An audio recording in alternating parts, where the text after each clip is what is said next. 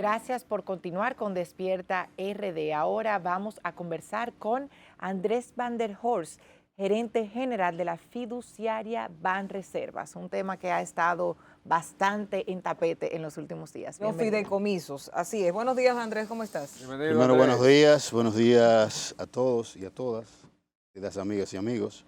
Y sobre todo, buenos días a los que acompañan diariamente este programa, el cual trato de no perdérmelo. Y cuando me lo pierdo, a veces tanto ustedes en sus redes como también las redes de Telemicro, yo lo puedo ver. Es bueno saberlo, sobre todo por la candela que le hemos dado aquí al tema de los fideicomisos, que me imagino que está al tanto, y sobre todo porque ya ha bajado un poco. Hay otros temas que han acaparado la atención y han dejado soltar un poco el tema de los fideicomisos públicos. ¿Cómo está esto? ¿En qué está el gobierno con este proyecto? Y sobre todo, ¿cuáles son los que están en camino para ser los primeros, luego de lo que ya empezaron a trabajarse? Mira, es interesante cuando tú haces el análisis de que ciertamente ha bajado el tema de la opinión pública. El ataque. El ataque. Sí. Y es bueno que se sepa porque normalmente las cosas cuando no tienen sustento desde el punto de vista de la opinión pública siempre bajan. Las cosas que se mantienen en el tiempo es porque tienen un asidero desde el punto de vista de si son ciertas las cosas que se dicen, si son media verdades, etc. Yo creo que se ha sido injusto en un instrumento noble que tiene más de 100 años en Latinoamérica, con grandes éxitos, no solamente en Latinoamérica, sino también aquí mismo también, en la República Dominicana, y que ha permitido el fideicomiso proveer a más de 250,000 personas o familias, 250,000 familias en los últimos 10 años. Pero que resulta que es un instrumento nuevo en la República Dominicana, difícil de comprender y que causa muchas conjeturas, causa mucha desinformación. Y esa desinformación de alguna manera muchas veces se manipula con mala intención, otras veces no. Pero al final del día nadie ha encontrado, no solamente aquí, ni siquiera en otra parte, que se haya malversado, fondos que se haya hecho por ahí. Al contrario, son muchos más los frutos que se han podido recoger que de ese tipo de administración que las cosas malas que se han hecho. Y no es nuevo, no es un invento de este presidente, no es un invento de este gobierno. De hecho, el fideicomiso lo trae al país el presidente Leonel Fernández en el año 2011, fruto de una ley, la 189-11, que crea todo el marco del fideicomiso que no existía en la República Dominicana. Mientras países, por ejemplo, como México, de cada 100 pesos, 54 se manejan mediante fideicomisos. En Panamá, de cada 100 pesos, cada dólar en Panamá, casi el 48 se maneja mediante el fideicomiso. Ni hablar de Colombia, de Argentina, de Ecuador, etc. Aquí llega producto de un déficit habitacional. La mejor manera de hacerlo es mediante el fideicomiso, porque no es más que un instrumento que genera confianza entre actores que no se conocen.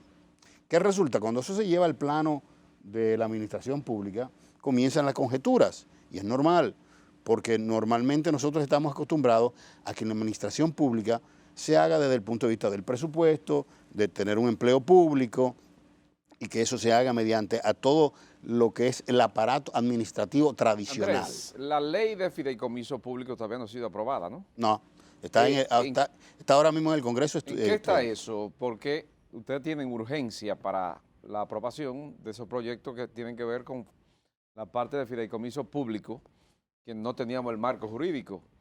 ¿En qué está eso? ¿Podría ser aprobado ahora en esta legislatura? Sí, entiendo que sí. Yo entiendo que es una ley que no se debe festinar. Yo creo que entró en un debate en el cual se estaba tratando de salir rápido de ella. Yo soy de los que entiendo de que las leyes importantes ameritan un proceso de estudio, pero más que un proceso de estudio, un proceso de comprensión, no solamente de los legisladores, sino también de toda la población, incluyendo de ustedes los periodistas. Porque la ley se sustenta en la medida de que tiene legitimidad social. Por hacer una ley, sin eso tener las bases legítimas del conocimiento y de la apropiación nacional, comenzando por los propios congresistas, no se hace nada, porque no se va a utilizar. Entonces, nosotros vemos, por ejemplo, como en otros países se ha utilizado la figura del fideicomiso público para dotar de carreteras, dotar de trenes, de acueductos, de países adelantados y mejor posición económica que nosotros como Colombia. Lo hemos visto en México, por ejemplo, cómo el desarrollo turístico de México se ha hecho en base al fideicomiso público. Y es algo que aquí lo ignoramos. Pero si nosotros no vamos a las mejores prácticas internacionales... Pero el presidente anuló unos cuantos fideicomisos de esos. Presidente ¿Cuáles? López Obrador. No. El presidente López Obrador anunció la extinción, que es diferente, la extinción de unos fideicomisos que no tenían nada que ver con eso. Estamos hablando de que en México hay 1.800 fideicomisos públicos.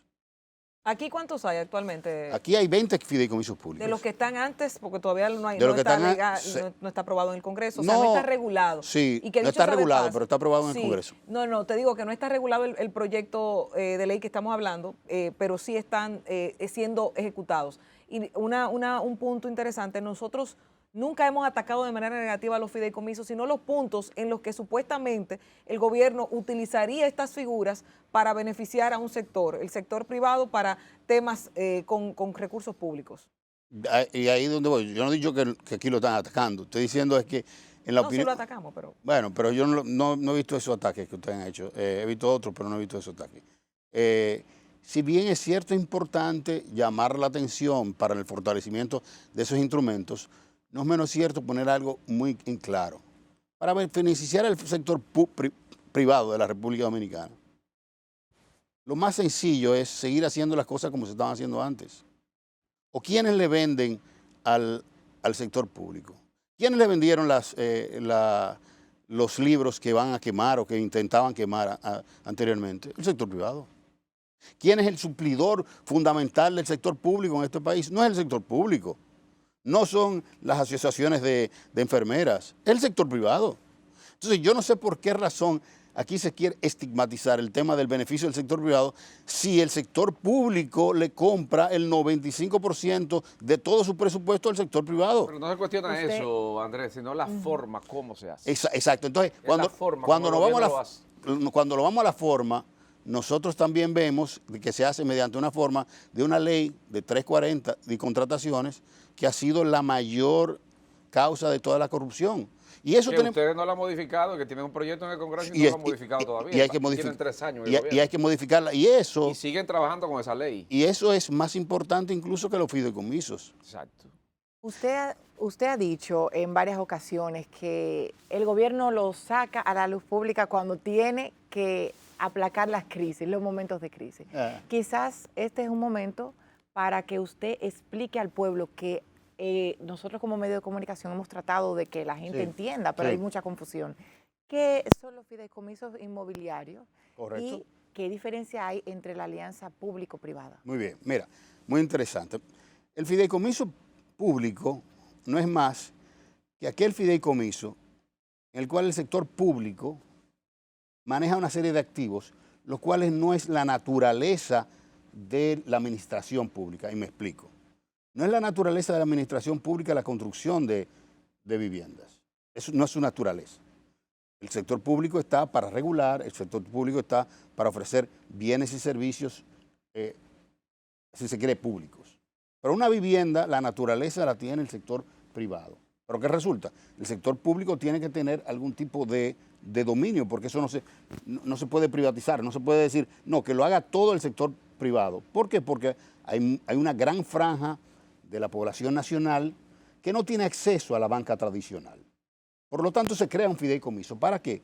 Para que sea el sector público que le dé la garantía desde el punto de vista fiscal al banco, para que esa persona que no tenía capacidad de poder llegar al banco y tener un programa crediticio o un historial crediticio, pudiera acceder a ese financiamiento. Se hace un fideicomiso público.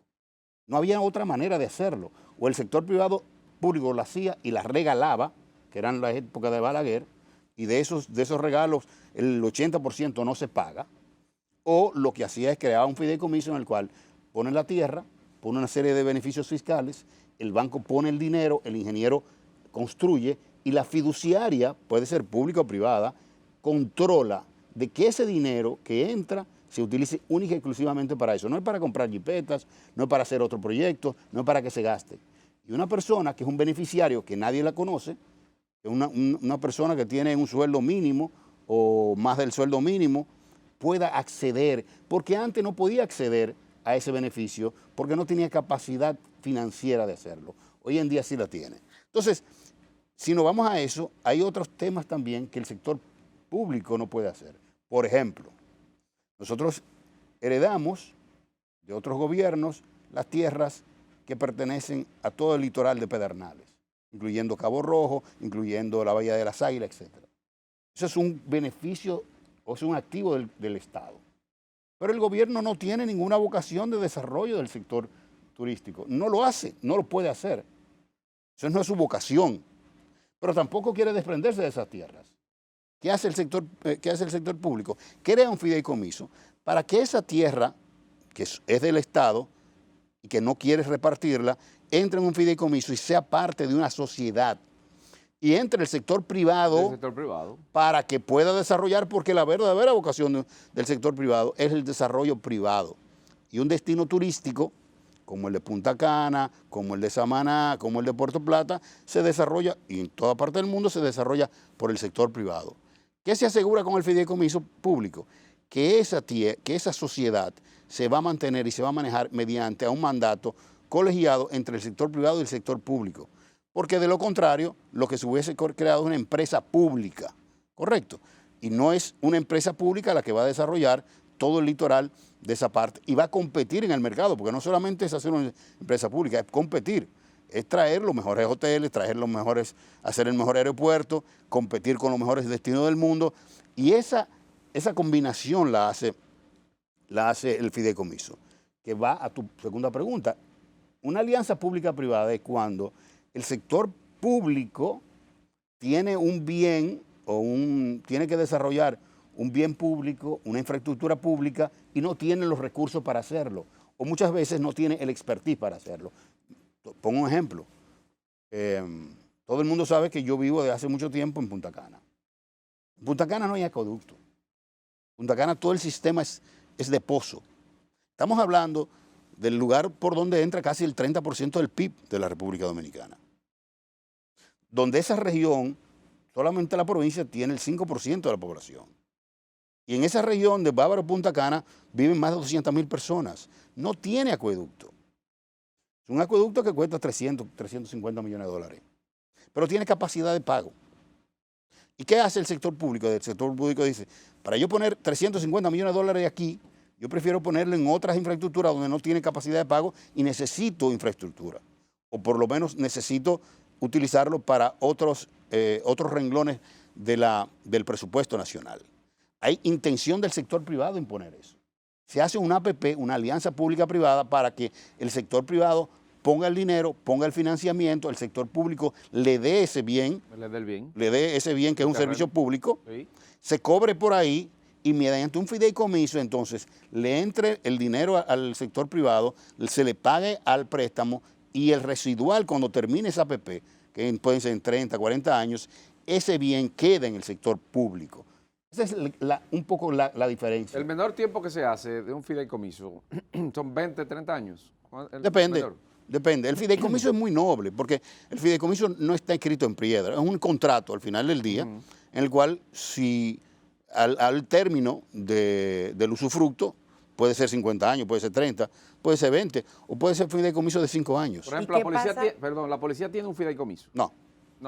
Me explico y voy a hacerte claro.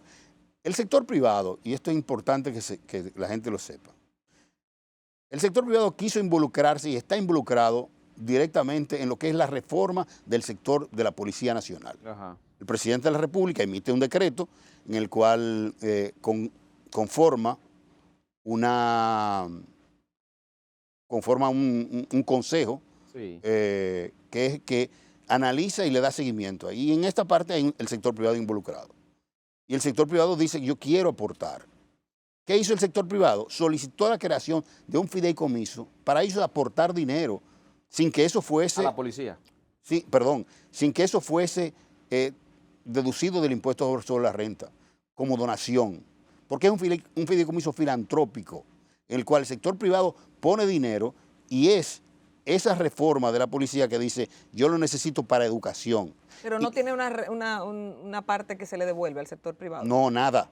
No se le vuelve nada. Entonces, ¿por qué se le denominó fideicomiso? Era la forma Porque, para... claramente, porque el fideicomiso, ¿qué es lo que hace? Filantrópico. Exactamente, ¿qué es lo que hace el fideicomiso? Es una forma de organización. Ok, donde todo el mundo coloca su... Tú puedes hacer una correcto. ONG y tú puedes hacer un Es fideicomiso. una filantropía, es una ayuda. Entonces, es un fideicomiso filantrópico que no se devuelve nada al sector privado. El sector privado da dinero, se han recolectado unos 7, 8 millones de dólares para todo lo que es el proceso de conformación, de la remodelación de la parte educativa. Lo están haciendo a través del Código formación Tributario, académica. deduciendo de esto.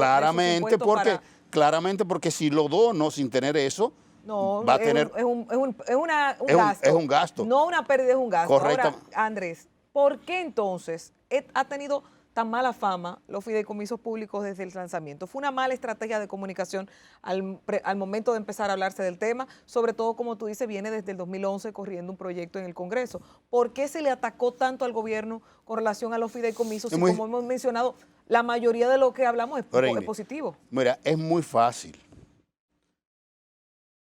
Cuando al gobierno se le cercenó de alguna manera su capacidad de poder hacer una reforma fiscal que le permitiera seguir aumentando sus recaudaciones, cuando el gobierno se ve imposibilitado mediante a topes de deuda para seguir tomando prestado como los gobiernos anteriores, hay que buscar la manera de desacreditar otros medios de financiamiento de proyectos, porque el monorriel de Santiago es un fideicomiso. La carretera del Ámbar será un fideicomiso. Será un fideicomiso. Pedernales, que es el proyecto de más impacto y legado que va a tener este gobierno, es un fideicomiso. Los proyectos de vivienda, que este año se van a entregar 5,000 viviendas, o sea, ningún gobierno en ninguna era de la República Dominicana ha entregado 5,000 viviendas en un solo año. Son fideicomisos. Cuando se ve eso, hay que atacar el instrumento, porque no se va a atacar el proyecto. La gente va a decir, no, están mal hechas las casas que van a beneficiar a 5,000 personas este año. No. Van a comenzar a decir que no hace falta hacer un monorriel en Santiago. No. Van a decir que no hace falta hacer una carretera del Ámbar. No. Vamos a atacar el fideicomiso y asociar al fideicomiso a corrupción, a privatización, a dárselo al sector privado. Sin embargo, Andrés, ustedes tuvieron que darle para atrás el fideicomiso de Punta Catalina. O sea, que algo malo había en ese fideicomiso. No había nada malo. Mala comunicación. No, mala no. Puede ser. Mala comunicación. Puede ser. Igual que los préstamos en el Congreso, Andrés, por ejemplo. ¿Por que qué lo hoy, retiró el Puede ser. gobierno? hoy viene el gobierno y dice porque 300 millones. Perdón, Loreni, ¿para qué me expliques Porque, esa parte ahí? mira qué pasó, porque el gobierno podía hacer de dos maneras, Sí. y me explico, y te voy a ser bastante sincero. Sí. El gobierno tenía dos maneras de hacerlo, o fideicomiso o una empresa pública. Ajá. Correcto. El fideicomiso, ¿qué da? Que ya se creó la empresa pública. Perdón, sí, ya se creó. Ya se ¿Qué creó. da el fideicomiso? Sí. El fideicomiso te da la seguridad, como está pasando ahora con RD Vial, que independientemente de los gobiernos, se maneja mediante a la supervisión del sistema financiero nacional, a pesar de que es más caro. Sí, correcto. Correcto. ¿Estamos bien? La empresa pública, no. La empresa pública se va a regir mediante a lo que pasó en el Congreso. Correcto. Se hablaba de que en el fideicomiso público se podía comprar fuera de la 340. Con la empresa pública se puede comprar fuera de la 340. Exactamente. Se hablaba de que el fideicomiso público tenía capacidad de tomar deuda. Con la empresa pública se puede tomar deuda fuera del Congreso. Todas las cosas que se le criticaban al fideicomiso lo está haciendo la empresa pública. Con el agravante que mañana, y tú lo verás, y tú también lo verás, porque vamos a estar aquí, mañana eso se va a convertir en un feudo o de Baní o de Asua. Tú lo verás. Porque eso se va a politizar, como se han politizado muchas empresas públicas. Pero en el fideicomiso no se politiza. Y el problema está que aquí hay intereses. El presidente de la República, ¿qué fue lo que hizo? No hay ningún problema. Yo estoy tratando de generar lo que yo la puedo hacer de cualquier manera. Y el presidente se va a desgastar para eso. No, hizo una empresa pública. Pero lo verán, lo veremos todos, que Punta Catalina se va a convertir en una empresa, no como se está manejando ahora, que tiene 220 millones de dólares.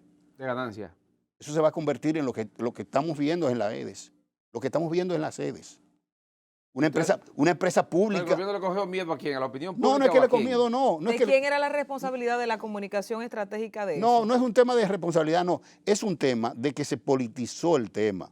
¿Por qué? Porque Punta Catalina viene con un tema politizado, donde muchos de los actores que estamos hoy, tuvimos de alguna u otra manera culpa. Yo siempre lo dije, y está en mis escritos de hace mucho tiempo. Sí. Punta Catalina era necesaria en ese momento. Y entiendo que Punta Catalina tenía que haber sido un fideicomiso para resguardar ese tipo de cosas, porque estamos hablando de la empresa que genera más del 30% de la producción de energía eléctrica, que genera una gran cantidad de dinero y que tenía que manejarse mediante los criterios con los que se manejan los fideicomisos. Entonces, ¿qué resulta? El presidente no se va a desgastar.